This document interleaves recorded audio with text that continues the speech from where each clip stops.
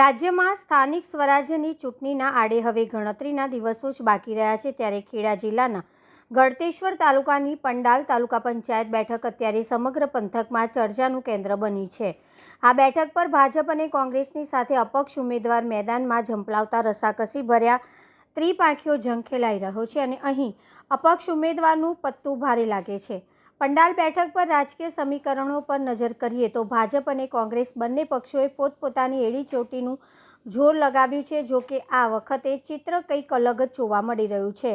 મતદારોમાં ચર્ચાઈ રહ્યું છે કે ભાજપ અને કોંગ્રેસના ઉમેદવાર સામે અપક્ષ ઉમેદવાર સ્થાનિક હોવાથી પ્રજામાં તેઓની પકડ મજબૂત જણાઈ રહી છે અને અપક્ષ ઉમેદવાર સતત લોકોની વચ્ચે રહેતા હોવાથી મતદારોનો ઝુકાવ તેમની તરફ વધુ જોવા મળી રહ્યો છે. ત્યારે મોટા પ્રમાણમાં જનસમર્થન અને ગ્રામીણ સ્તરે વ્યક્તિગત સંબંધોના કારણે અપક્ષ ઉમેદવારનો દબદબો યથાવત છે. ચૂંટણી પ્રચાર જેમ જેમ અંતિમ તબક્કા તરફ વધી રહ્યો છે તેમ તેમ મતદારોનો પ્રતિસાદ પણ સ્પષ્ટ થઈ રહ્યો છે. સ્થાનિક પ્રશ્નો અને પ્રજાની વચ્ચે રહેનારા ઉમેદવારની પસંદગી તરફ મતદારો આગળ વધી રહ્યા હોય તેમ લાગે છે. આ સંજોગોમાં ભાજપ અને કોંગ્રેસના સમીકરણો બગડે તેવી પૂરેપૂરી શક્યતા છે. હાલની સ્થિતિ જોતા પંડાલ બેઠક પર અપક્ષ ઉમેદવારની જીતની આશા પ્રબળ દેખાઈ રહી છે.